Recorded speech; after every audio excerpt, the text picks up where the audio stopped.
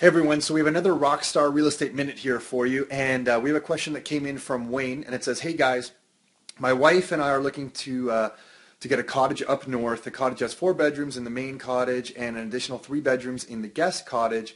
They boast of making $60,000 annually by renting it out. I was thinking of maybe giving them an offer with a VTB, which is a vendor take back in it. I was just wondering your opinion on how you'd go about it. They're asking $299,000, so basically $300,000.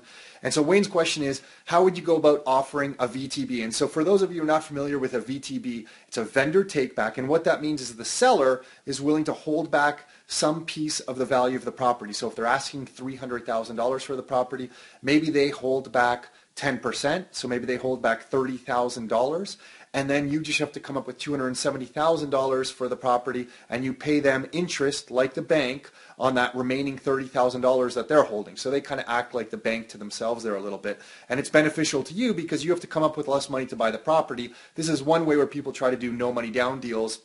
Back in the 80s when interest rates were in the teens, that kind of stuff happened all the time. So Wayne, here'd be our advice to you. Yeah, we're believers in it. If you can pull it off, it's great. There's 2 challenges that we think you face.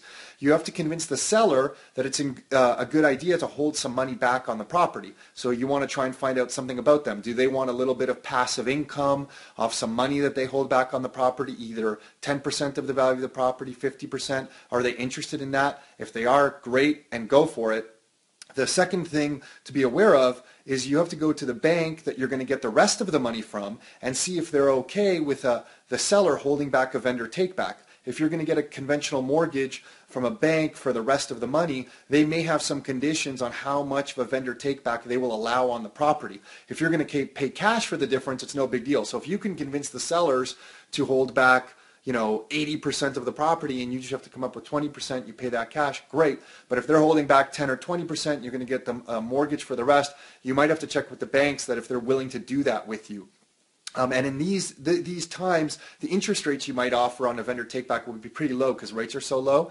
So, maybe anywhere from 5, 6, kind of 7%. That might not be of any interest to the sellers if it's below maybe 7%. So you kind of have to do a little bit of digging and try to figure out if that's something that would interest them. But if you can pull it off, we're big fans of it, and we totally recommend that kind of thing, especially when it looks like that property is going to produce that much cash flow for you. So that's it. Hopefully you find that useful. Until next time, your life, your terms.